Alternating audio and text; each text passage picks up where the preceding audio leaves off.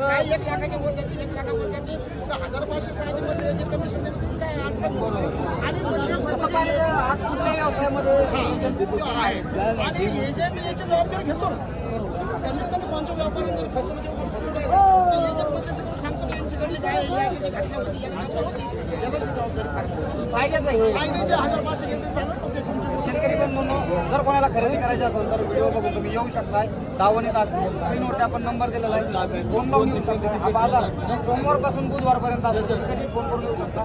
बरं, आता बाजाराव्यतिरिक्त तुमच्याकडे अजून गोष्ट वगैरे काही घरी काय कधी हप्त्यामध्ये आडमध्ये कधी पण आले कधी नंबर घेतला काय कधी भेटते कधी आमच्या आमच्याकडे नसतं तर व्यापाऱ्याच्या वर्गाचे घर माहिती असतात त्यांच्या घरी जाऊन आम्ही घालायचो. शेतकरी बंधूंनो, फोन करून या. फक्त आल्याच्या नंतर तुम्हाला गाईची जी गोठी असते त्या गोठ्यावर नेलं जाईल. त्या ठिकाणच्या गाई तुम्हाला दाखवल्या जातील. ज्या गाई तुम्हाला पसंत पडतील त्याच रेटमध्ये तुम्ही सांगितलेल्या रेटमध्ये तुम्हाला गाई खरेदी करून दिल्या जातील. आणि दुसरी गोष्ट, कुठल्या प्रकारची फसवणूक नसणार आहे आणि जो काही व्यवहार आहे तो पारदर्शक असणार आहे. आणि जे काही 1500 रुपयाचे कमिशन असणार आहे ते तुम्हाला उघड बोलून सांगितलं जाणार आहे. त्यामुळे कुठली चिंता मनात ठेवू नका आणि एक वेळेस तुम्ही बाजाराला अवश्य भेट द्या. हा व्हिडिओ जास्तीत जास्त शेअर करा जेणेकरून महाराष्ट्रातल्या कानाकोपऱ्यातल्या शेतकऱ्यांपर्यंत ही माहिती पोहोचली पाहिजे.